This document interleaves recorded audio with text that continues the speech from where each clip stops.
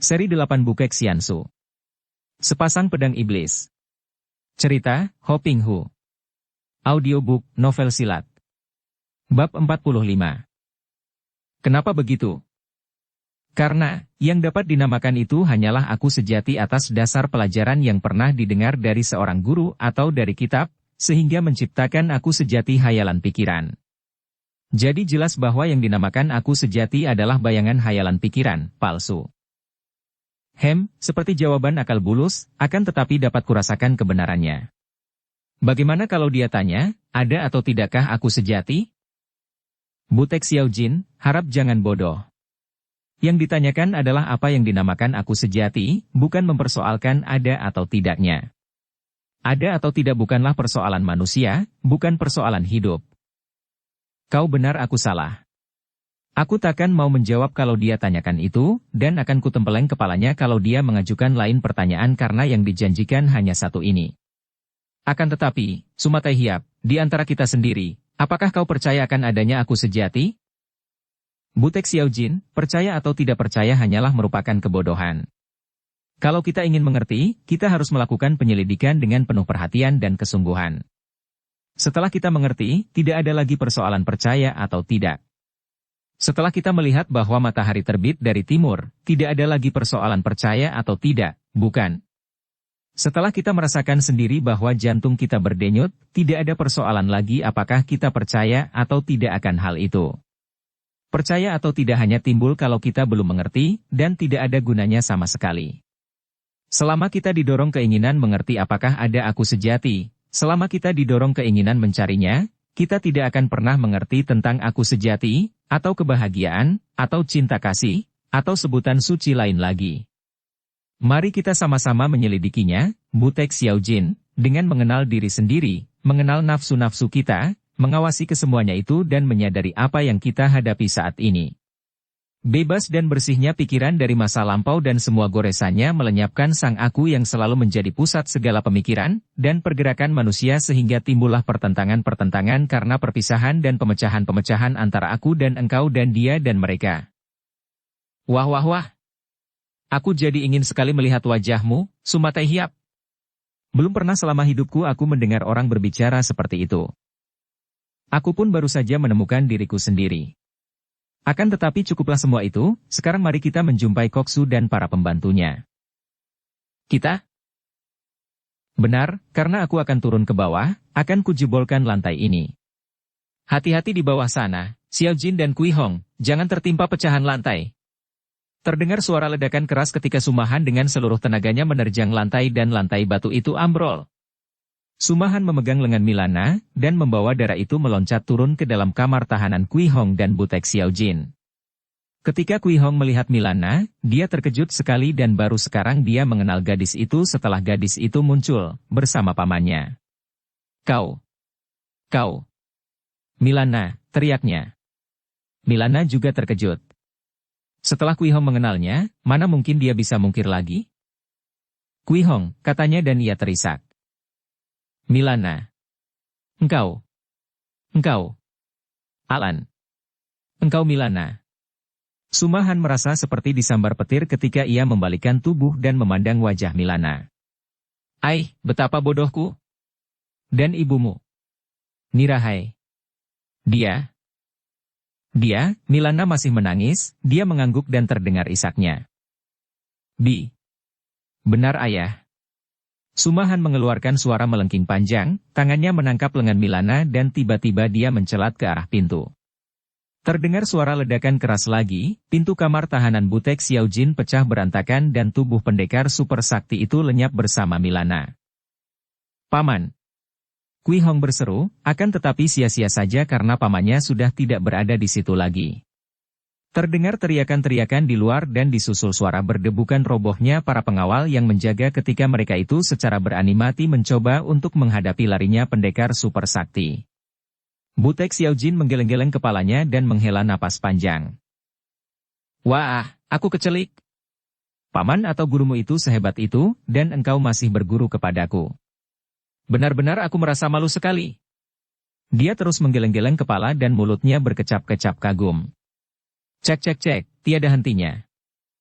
Akan tetapi ilmu yang kau ajarkan kepadaku juga hebat, Suhu, bantah Kui Hong. Sudahlah, mari kita keluar. Kakek itu lalu memencongkan mulutnya, berteriak nyaring sekali. Hai! Maharia pendeta palsu! Hayo ke sini dan terima jawabanku. Bersama Kui Hong, kakek itu melangkah keluar melalui daun pintu baja yang sudah ambrol, berjalan seenaknya dan tertawa hahaha seperti orang keluar dari kamar tidurnya sendiri saja. Ayah. Harap jangan marah, ayah. Ampunkan aku, ayah. Dan jangan marah kepada ibu. Huhuhu. Milana yang dibawa lari ayahnya yang mengamuk keluar, merobohkan siapa saja yang menghalanginya sehingga mereka dapat keluar dari tembok kota raja, menangis di sepanjang jalan.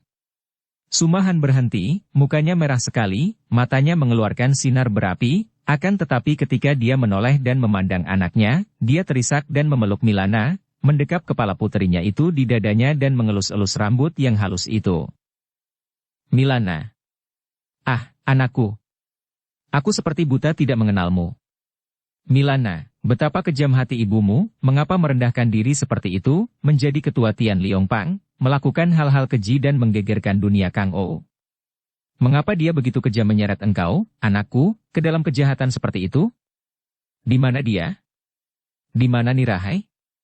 Aku harus bertemu dengannya dan menegurnya. Ayah, jangan memarahi ibu. Aku akan mengajaknya bicara dan engkau sebagai anak boleh mendengarkan dan mempertimbangkan siapa yang keliru dan siapa yang benar dalam hal ini. Ayah, aku tidak tahu siapa yang lebih kejam, ibu atau engkau. Baiklah, kalau ayah ingin bertemu dengan ibu. Rahasianya telah terbuka, bukan karena salahku. Mari, ibu berada di cabang kami dekat kota raja kalau aku tidak salah duga. Setelah berkata demikian, Milana lalu berlari cepat diikuti ayahnya menuju ke markas Tian Liongpang dekat kota raja yang baru saja didirikan setelah Tian Liongpang membantu pemerintah. Para anggota Tian Liongpang terkejut setengah mati ketika mereka melihat pendekar super sakti datang mengunjungi perkumpulan mereka. Mereka yang belum pernah melihat pendekar ini, memandang dengan mata terbelalak ketika teman-temannya yang pernah bertemu dengan Sumahan memberitahu dengan bisik-bisik bahwa itulah pendekar siluman 7 Pulau Es yang amat terkenal itu. Andai kata Sumahan datang seorang diri, biarpun jerih, agaknya mereka masih akan menghadangnya, sedikitnya untuk bertanya dan menahannya di luar sebelum mereka melapor kepada ketua mereka. Akan tetapi karena kedatangan pendekar ini bersama Milana, tidak ada seorang pun anggota Tian Liongpang yang berani mencegah mereka berdua memasuki gedung. Bahkan ketika mereka tiba di ruangan dalam, dua orang tokoh Tian Liongpang, Sai Chulomoto Ankok, dan Lui Hong Xinjiang Cikang, menyambut mereka dengan muka pucat melongo. Xiao Chia, apa artinya ini? Sai Chulomo berseru kaget sambil mencelat bangun dari kursinya ketika melihat Sumahan. Nona, tahan dulu. Lui Hong Xinjiang Cikang juga berseru dengan ragu-ragu dan bingung karena tentu saja dia tidak berani lancang turun tangan terhadap 7 Pulau Es yang sudah diketahui kelihayannya itu. Milana membalikkan tubuh menghadapi mereka berdua. Harap kedua kakek suka mundur dan jangan mencampuri urusan kami. Ini adalah urusan pribadi, sama sekali bukan urusan Tian Liongpang. Kakek Bob, di mana ibu? Di dalam taman, jawab Sai Chulomo yang memegang tangan kawannya dan memberi isyarat agar jangan bergerak ketika dua orang itu pergi meninggalkan ruangan itu. Sai Chulomo menjadi pucat wajahnya. Hanya dia seoranglah yang sudah diberitahu oleh ketua mereka bahwa Milana adalah putri pendekar super sakti, yaitu ketika dia dahulu melamar darah itu untuk cucu keponakannya, Gak Bun Beng. Dan kini, pendekar itu, suami ketua Tian Liongpang, telah datang dan agaknya rahasia ketua mereka telah terbuka. Dia dapat membayangkan betapa hebatnya peristiwa ini, akan tetapi karena maklum bahwa urusan itu adalah urusan keluarga, maka dia menarik tangan Cikang dan berkata, Cisute, mari kita ke depan, jangan mencampuri urusan itu. Pancu tentu akan membunuh kita kalau kita mencampurinya. Apa yang terjadi, Su Heng? Hus, diamlah dan mari kita pergi ke depan saja. Sumahan yang masih panas isi dadanya itu tidak pernah bicara, hanya mengikuti Milana yang sudah lari ke belakang gedung memasuki taman yang luas, di pinggir sebuah anak sungai yang airnya mengalir tenang. Tempat ini adalah pemberian dari Koksu sebagai hadiah kepada Tian Liongpang dan merupakan cabang yang terbesar karena dari sinilah dipusatkan kekuatan Tian Liongpang yang membantu pemerintah membasmi para pemberontak yang terdiri dari orang-orang Kangou. Tiba-tiba Milana berhenti dan terisak perlahan, mukanya membuat gerakan ke depan untuk menunjukkan kepada ayahnya. Sumahan sudah melihat wanita berkerudung yang duduk di bawah pohon di tepi anak sungai, kelihatan melamun di tempat sunyi itu. Seketika kemarahannya membuyar seperti awan tipis ditiup angin ketika ia melihat wanita berkerudung itu duduk bersunyi seorang diri seperti itu. Kini dia mengenal betul bentuk tubuh Nirahai di balik pakaian dan kerudung itu, biarpun mereka telah saling berpisah lama sekali. Nirahai. Suara Sumahan gemetar dan kaki tunggalnya menggigil ketika dia mencelat ke dekat wanita itu dan berdiri dalam jarak 3 meter. Wanita berkerudung itu memang ketua Tian Liongpang, Nirahai. Dia mencelat berdiri sambil membalikkan tubuh, terkejut seperti disambar petir. Han. Sepasang mata di balik kerudung itu memandang bingung, akan tetapi dia melihat Milana menangis tak jauh dari situ, mengertilah dia bahwa rahasia telah terbuka oleh Milana. Sekali renggut saja dia telah melepas kerudungnya dan Sumahan terpesona melihat wajah istrinya itu masih cantik jelita seperti dulu, masih seperti ketika dia bertemu dengan Nirahai pada waktu Milana berusia 7-8 tahun yang lalu, bahkan masih seperti waktu masih gadis dahulu, seolah-olah baru kemarin mereka saling berpisah. Kau mau apa datang ke sini? Nirahai bertanya, suaranya juga gemetar dan kedua matanya seperti sepasang mata kelinci ketakutan, pelupuk matanya bergerak-gerak, bibirnya dan cuping hidungnya bergerak seperti hendak menahan tangis. Nirahai. Tiba-tiba Sumahan membentak, suaranya penuh kemarahan karena dia sudah marah lagi mengingat betapa istrinya telah menjadi ketua Tian Liongpang. Jadi engkaukah ketua Tian Liongpang yang telah melakukan segala macam perbuatan keji dan rendah itu? Kalau tadinya Nirahai gemetar dan pucat pandang matanya sayu dan dia seperti setangkai kembang yang hampir layu dan kekeringan, haus akan siraman cinta kasih. Mendengar ucapan Sumahan itu tiba-tiba wajahnya menjadi kemerahan, pandang matanya berapi dan tubuhnya berdiri tegak, dada membusung, dagu terangkat dan terdengar ia berkata dengan suara dingin tegas keras. Seperti biasanya suara ketua Tian Liongpang. Benar. Memang aku telah melakukan itu semua dan tahukah engkau, Sumahan? Seperti telah kukatakan padamu dahulu, semua itu kulakukan dengan sengaja untuk menantangmu bertanding. Majulah. Sumahan majikan Pulau Es yang sombong dan lawanlah ketua Tian Liongpang sampai seorang di antara kita menggeletak tak bernyawa di tempat ini. Setelah berkata demikian, Nirahai menggerakkan tangan dan kerudungnya telah menutup mukanya kembali. Dia berdiri dan bertolak pinggang, sepasang mata dari balik kerudung seolah-olah mengeluarkan sinar berapi yang ditujukan penuh kebencian ke arah muka Sumahan. Nirahai. Aku tidak peduli untuk apa kau lakukan itu semua, tidak peduli untuk menantang aku atau siapa juga. Akan tetapi, dengan perbuatanmu yang tidak patut itu engkau telah menyeret anak kita Milana ke dalam pecomberan. Engkau terlalu mementingkan diri sendiri, terlalu mementingkan perasaan hatimu sendiri, tidak ingat sama sekali akan kepentingan anak kita. Cukup. Nirahai membentak sambil menghentakkan kakinya ke atas tanah. Pohon di sebelahnya tergetar dan banyak daunnya rontok oleh getaran itu. Kemudian telunjuk kirinya menuding ke arah muka Sumahan dan dia berkata, "Tidak perlu kau menyebut-nyebut anak kita. Tengoklah tengkukmu sendiri dan bercerminlah. Engkau menyalahkan aku, akan tetapi semenjak Milana kulahirkan, pernahkah engkau datang mencarinya? Pernahkah engkau sebagai ayahnya menimang anakmu itu satu kali saja? Engkau melupakan anak kita, engkau hidup dengan angkuh dan sombong sebagai raja di Pulau Es. Sang pendekar super sakti yang bertahta di angkasa, begitu tinggi, begitu sakti seperti dewa. Sekarang setelah Pulau Es hancur, engkau pura-pura mencari anakmu, pura-pura datang mau menyalahkan aku? Nirahai. Engkau tahu dan yakin aku tidak seperti itu. Biarpun aku sekarang sudah tidak punya apa-apa, kalau engkau mau, kalau engkau sudi, bersama Milana, marilah ikut bersamaku, sebagai istriku yang tercinta, marilah kita melanjutkan sisa hidup ini untuk mendidik anak kita. Tidak sudi. Berulang kali engkau hendak membujuk Rayu. Laki-laki pengecut. Nirahai, engkau tetap keras kepala seperti dahulu. Engkau bahkan kembali menjadi algojo membunuh orang-orang gagah dengan dalih menindas pemberontakan. Semua ini tentu gara-gara bujukan Bong Koksu.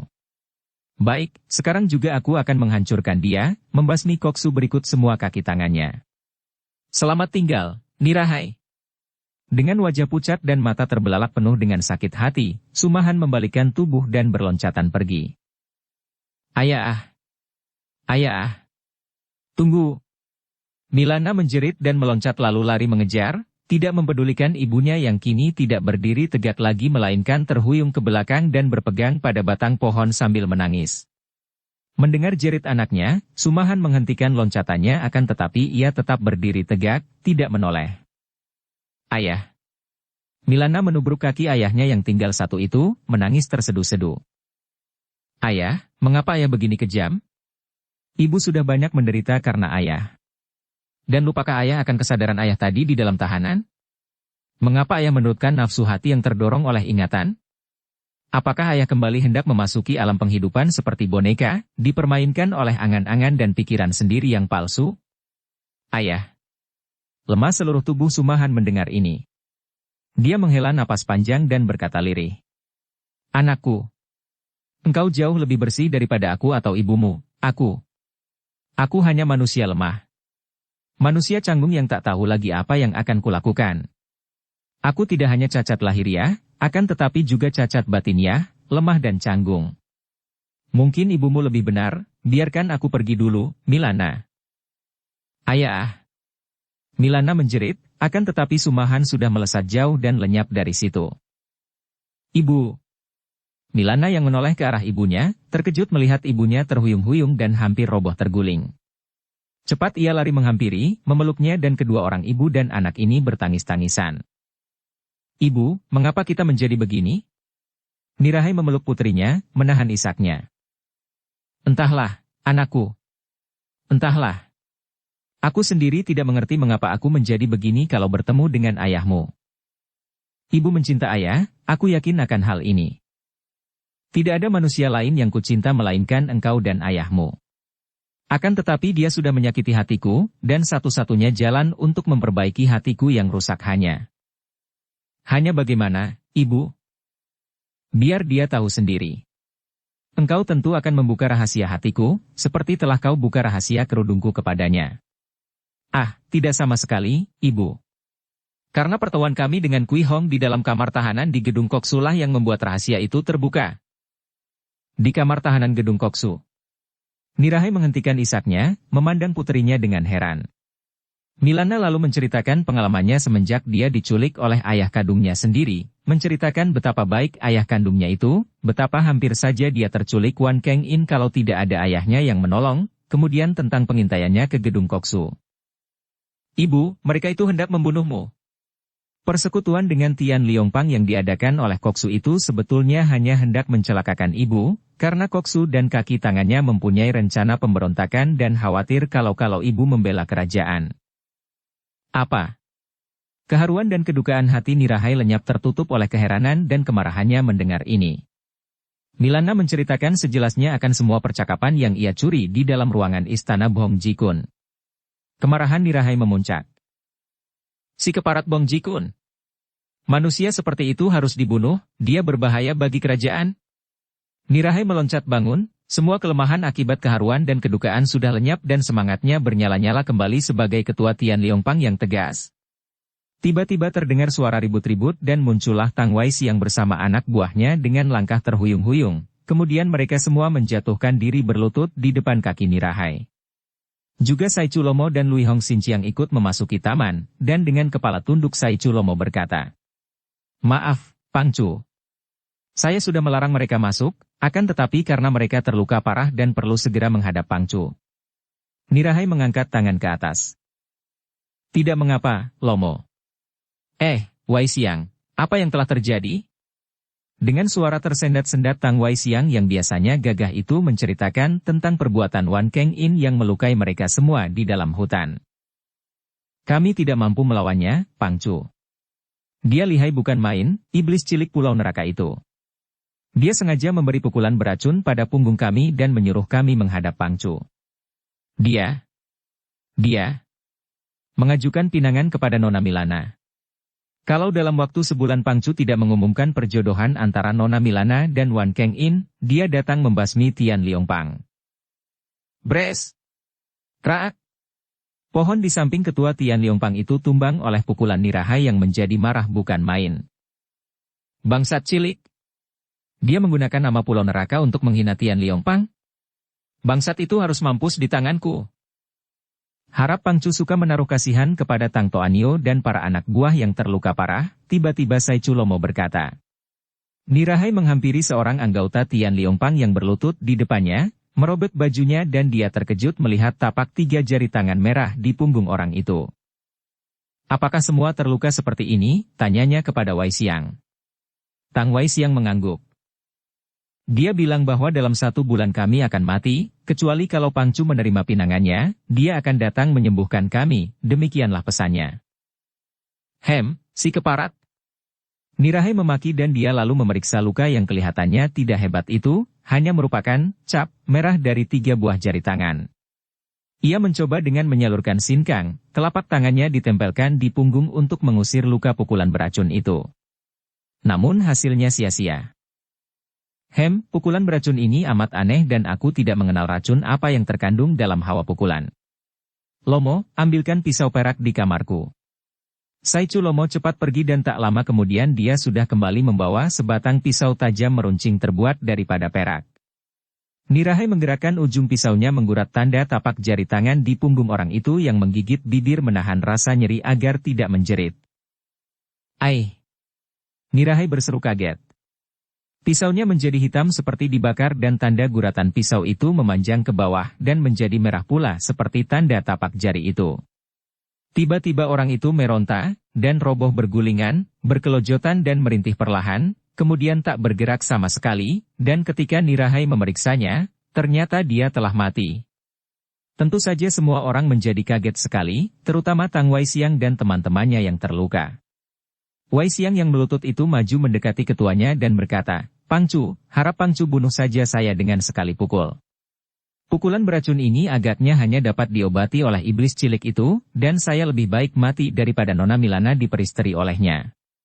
Daripada menanggung derita sebulan lamanya, biarlah sekarang saja Pangcu membunuh saya. Nirahai mengerutkan alisnya. Jangan putus harapan, Wai Xiang. Aku akan mencarikan obatnya. Waktu sebulan masih lama. Percuma saja, Pangcu. Memang benar hanya dia atau akulah yang akan dapat menyembuhkan luka beracun itu? Nirahai dan semua orang cepat menengok. Mereka sama sekali tidak mendengar ada orang datang dan tahu-tahu di situ telah berdiri seorang wanita cantik sekali biarpun usianya sudah tidak muda lagi, kurang lebih 40 tahun. Akan tetapi ada sesuatu yang amat mengerikan pada wanita ini yaitu mukanya. Mukanya itu berwarna putih seperti kapur. Entah mengapa dia sendiri tidak mengerti, akan tetapi begitu melihat wanita ini, timbul rasa kasihan di dalam hati Milana. Gadis ini, dan semua anggota Tian Liongpang sama sekali tidak tahu bahwa pada saat itu, wajah di dalam kerudung ketua Tian Liongpang menjadi pucat sekali ketika dia mengenal wanita bermuka putih itu. Tentu saja Nirahai mengenalnya karena wanita itu bukan lain adalah sumoinya sendiri ketika mereka berdua dahulu menjadi murid nenek Maya. Wanita bermuka putih dan amat cantik itu bukan lain adalah Lulu. Bibi yang baik, benarkah Bibi akan dapat menyembuhkan mereka ini? Milana bertanya dan mengagumi wajah yang cantik itu.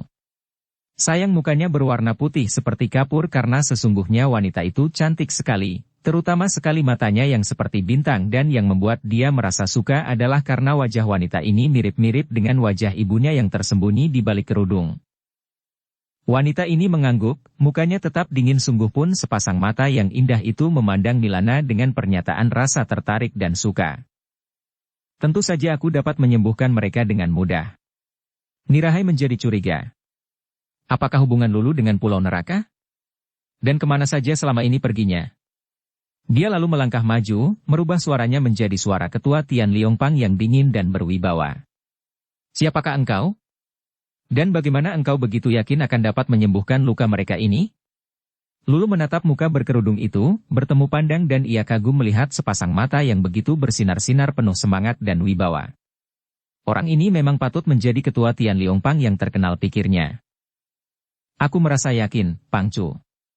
Tidak ada orang lain yang akan dapat menyembuhkan mereka ini, biarpun engkau akan mendatangkan ahli-ahli pengobatan dari manapun juga, karena obat penawar racun ini hanya terdapat di Pulau Neraka. Kalau begitu, bagaimana engkau bisa mendapatkan obat penawarnya?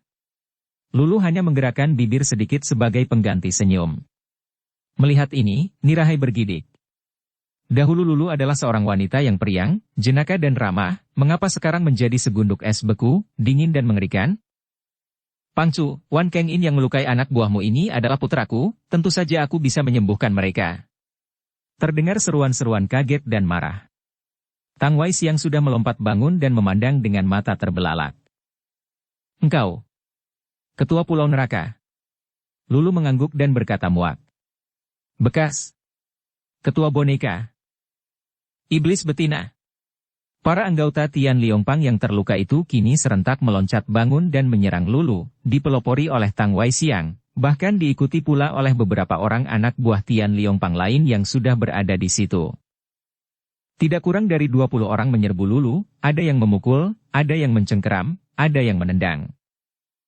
Terdengar suara bak-bik-buk dan disusul teriakan-teriakan hiruk-pikuk ketika tubuh 20 orang itu terlempar ke sana-sini dan terbanting keras. Setelah semua penyerang roboh terjengkang, kini tampaklah Lulu yang masih berdiri dengan tenang dan matanya yang indah itu mengerling ke sekelilingnya dengan muka digerakkan ke kanan-kiri. Melihat mereka sudah mencabut senjata dan hendak bangkit lagi, Lulu mengangkat kedua lengan ke atas dan berkata, suaranya melengking nyaring dan penuh wibawa karena dikeluarkan dengan pengerahan kaikang. Tahan. Tian Liongpangcu, mengapa engkau tidak menghentikan anak buahmu yang lancang dan bodoh ini? Kalau aku datang dengan iktikat buruk, perlu apa aku bicara lagi? Tanpa turun tangan pun, dengan membiarkan mereka, anak buahmu yang terluka itu akan mati semua. Kalau aku berniat jahat, perlu apa aku menawarkan penyembuhan? Nirahai sebetulnya tidak setuju dengan sikap anak buahnya tadi. Akan tetapi dia terlalu heran mendengar Lulu mengaku sebagai ketua Pulau Neraka sehingga dia melongo dan tidak sempat melarang anak buahnya menyerang Lulu yang akibatnya amat luar biasa itu, yaitu anak buahnya terjengkang semua dan roboh seperti daun kering tertiup angin. Kini dia cepat membentak. Kalian ini benar-benar kurang ajar. Hayo mundur semua dan jangan turun tangan kalau tidak ada perintah. Kemudian Nirahai menghadapi Lulu dan berkata, suaranya masih dingin. Jadi engkau adalah majikan Pulau Neraka yang tersohor itu? Sungguh aneh. Akan tetapi, bicara tidak ada gunanya sebelum ada bukti iktikat baikmu. Tucu, majikan pulau, kau sembuhkan dulu anak buahku, barulah kita bicara. Lulu mengangguk dan merasa kagum. Engkau patut menjadi ketua Tian Liongpang. Buka baju kalian bagian punggung dan berlututlah berjajar agar mudah aku mengobati kalian. Mereka yang terluka oleh pukulan Wan Keng-in, yaitu Tang Wai Siang dan anak buahnya, segera menyingkap baju dan memperlihatkan punggung yang ada tandanya tapak 3 buah jari tangan merah, kemudian berlutut dan berjajar menjadi barisan punggung telanjang yang lucu juga. Kalau keadaan tidak demikian menegangkan, tentu kejadian ini akan menimbulkan ketawa. Lulu memandang sekelebatan saja dan maklum bahwa putranya telah menggunakan pukulan yang mengandung racun akar merah seperti yang diduganya, ketika tadi ia melihat akibat yang menewaskan seorang anggota yang terluka pada waktu ketua Tian Liongpang menorehnya dengan pisau untuk melihat darah dan menyelidiki racunnya. Dia mengeluarkan sebungkus obat bubuk berwarna hijau. Dengan jari tangan kiri dia memukul punggung itu untuk memunahkan hawa pukulan putranya, kemudian tangan kanannya melaburkan obat bubuk dan menekankannya ke atas tanda tapak jari merah di punggung. Setelah selesai mengobati semua orang, dia berkata, luka di punggung akan terasa gatal-gatal dan mengeluarkan cairan, kemudian dalam waktu sehari akan kering seperti bekas luka yang merobek kulit. Kalian sudah sembuh, hanya sayang seorang di antara kalian tak tertolong. Ia memandang mayat yang masih menggeletak di situ. Nirahai menghampiri Tang Wai Siang yang sudah membereskan bajunya. Bagaimana rasanya sebelah dalam tubuhmu? Sesak napas dan rasa nyeri di perut sudah lenyap, Pangcu. Nirahai lalu menjura kepada Lulu dan berkata, terima kasih atas pertolongan Tucu, silakan Tucu masuk ke dalam di mana kita dapat bicara. Lulu tadi mendengar pelaporan Tang Wai Siang akan sebab perbuatan putranya yang melamar putri ketua Tian Liongpang, maka dia mengangguk karena dia pun ingin bicara akan hal itu. Tanpa bicara, kedua orang wanita aneh itu berjalan menuju ke dalam gedung, hanya diiringkan oleh Milana karena Nirahai memberi isyarat dengan gerak tangan kepada Saiculomo dan yang lain-lain untuk tidak mengganggu mereka. 3 orang wanita itu memasuki ruangan dalam dan duduk menghadapi meja. Sejenak mereka saling pandang, kemudian Nirahai berkata, "Sungguh tidak pernah kusangka-sangka bahwa hari ini Tian Liongpang akan menerima kunjungan 7 pulau neraka seperti keadaan ini."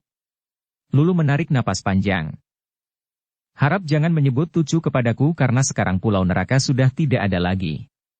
Aku hanyalah seorang perantauan yang tidak mempunyai tempat tinggal, tidak mempunyai anak buah. Akan tetapi, anak buah pulau neraka masih berkeliaran di mana-mana." Milana berkata, membantah. Kembali Lulu menarik napas panjang. "Itulah yang menyusahkan hatiku. Putraku itulah." "Ah, Pangcu. Justru karena putraku itulah maka aku sekarang berhadapan denganmu, dan marilah kita bicara sebagai 2 orang ibu membicarakan masa depan kedua orang anaknya." Diam-diam Nirahai merasa terharu sekali. Wanita ini adalah Lulu. Lulu yang dahulu amat riang gembira dan jenaka itu. Dan kini putra Lulu ingin berjodoh dengan putrinya.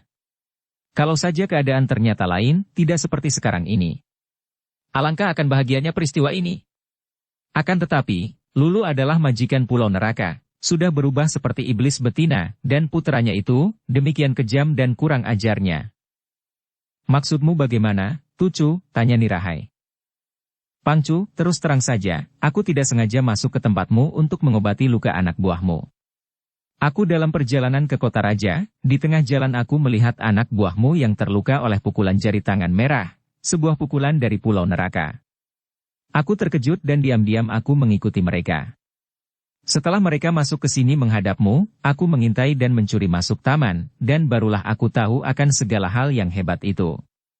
Tahu bahwa mereka adalah anak buah Tian Liongpang, bahkan baru aku tahu bahwa mereka itu dilukai oleh putraku, dan terutama sekali, baru aku tahu bahwa putraku jatuh cinta kepada putrimu dan mengajukan pinangan kepadamu dengan cara itu. Cara yang amat bagus." Nirahai mencela. Lulu menarik napas panjang. "Agaknya tidak perlu dibicarakan lagi hal itu, Pangcu. Bukankah anak buahmu telah kusembuhkan? Hal itu berarti penebusan kesalahan putraku. Yang penting sekarang, setelah aku mengetahui bahwa putraku jatuh cinta kepada putrimu, tentu dia inilah putrimu dan aku tidak heran mengapa putraku jatuh cinta kepada Dara yang cantik jelita ini, maka aku mempergunakan kesempatan ini untuk mengajukan lamaran secara resmi." "Tidak.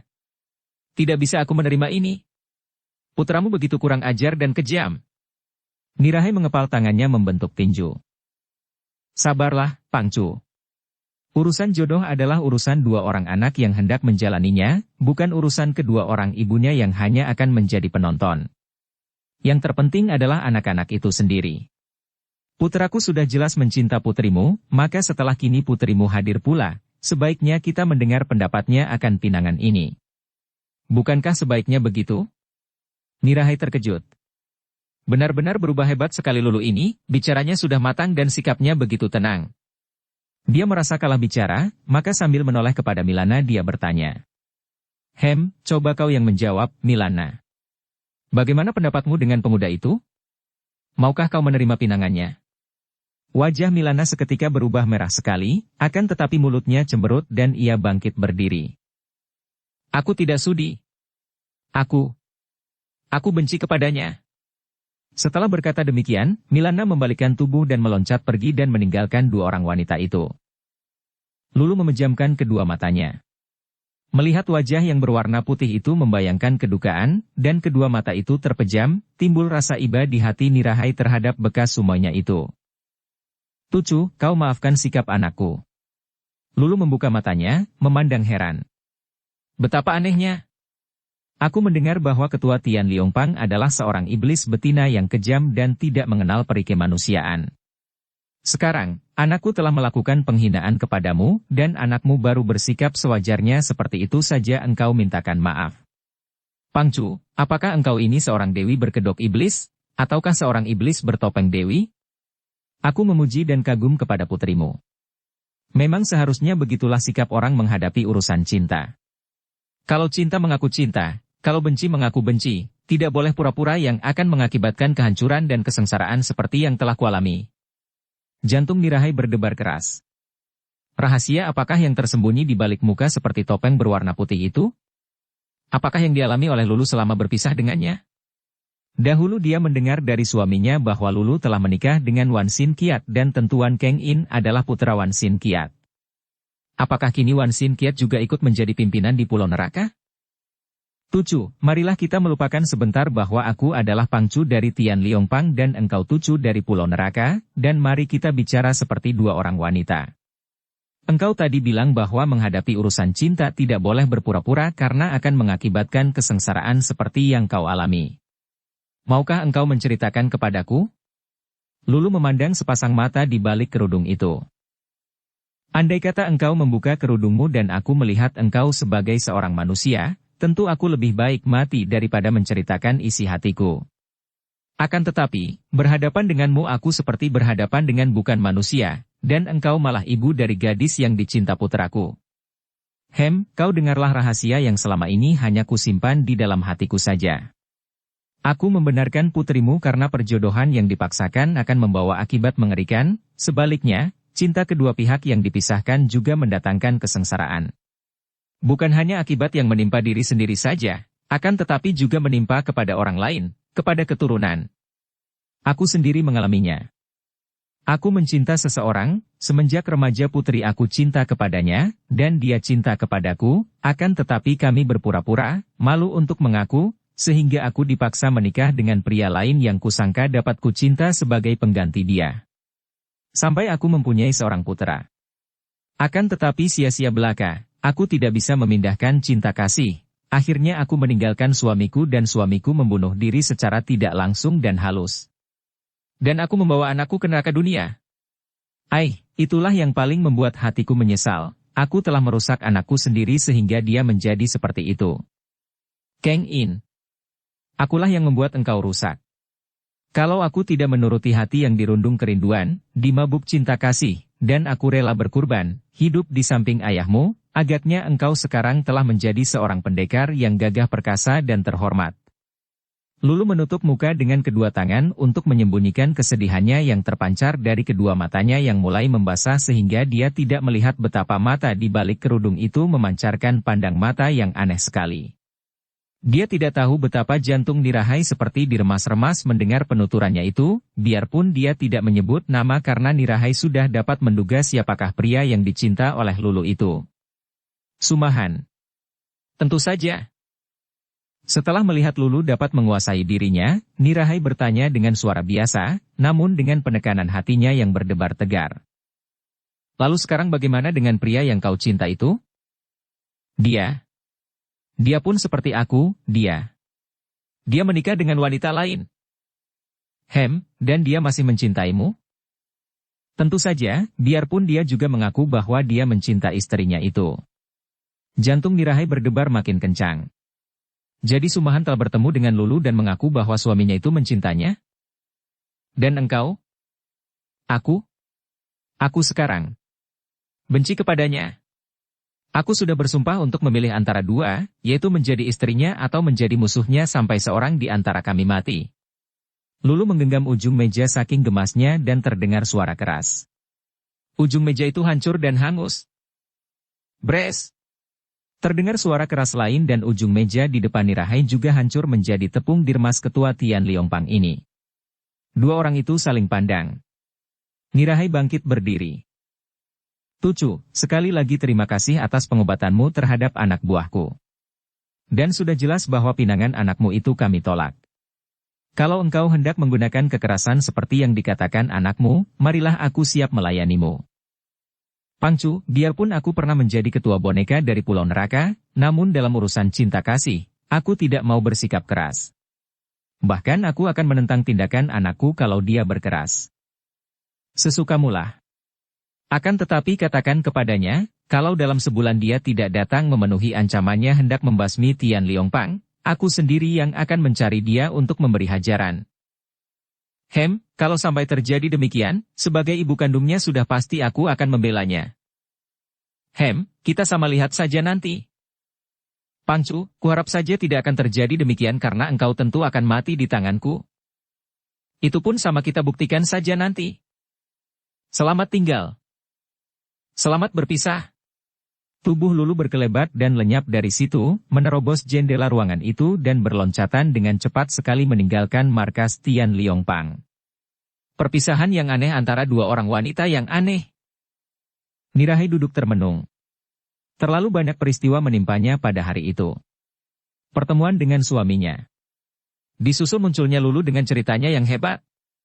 Berita yang dibawa Milana tentang niat jahat Koksu untuk membunuhnya. Terlalu banyak peristiwa hebat yang menghimpit perasaannya, membuat wanita berkerudung yang ditakuti lawan atau kawan ini termenung sambil menunjang dagu dengan tangannya. Sudah terlalu lama kita meninggalkan Gak Bun Beng.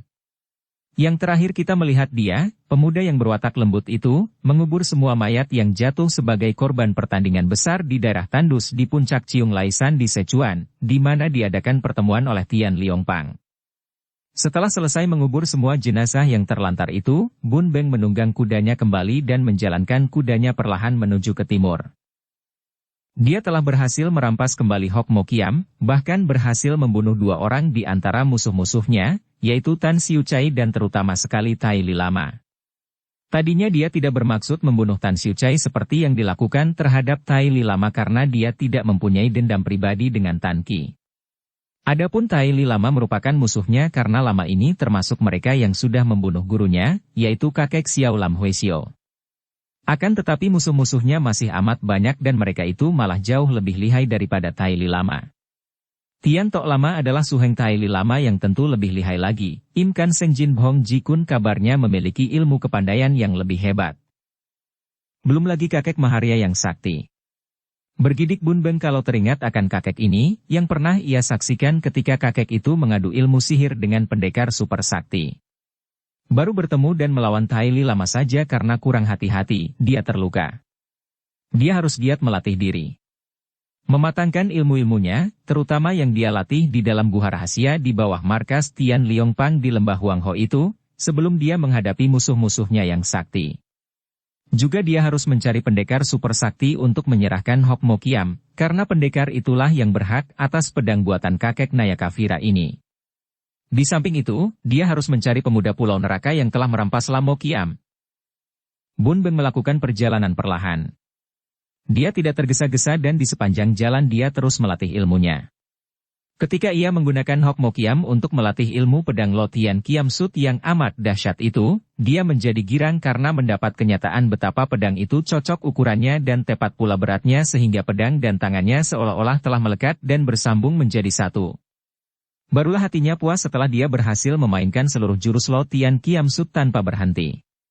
Padahal ilmu pedang ciptaan manusia sakti Koai Lo Jin itu bukanlah sembarangan ilmu sehingga ketua Tian Liongpang sendiri pun tidak mampu memainkan seluruhnya. Setelah melakukan perjalanan beberapa pekan dan terpaksa meninggalkan kudanya dan melepas binatang yang sudah payah itu dalam sebuah hutan, tibalah Bun Beng di kaki pegunungan Luliangsan, di tepi Sungai Kuning dan di perbatasan Mongolia Selatan. Kota raja sudah tidak jauh lagi dan selagi dia berjalan seenaknya, tiba-tiba terdengar suara derap kaki kuda dari belakang.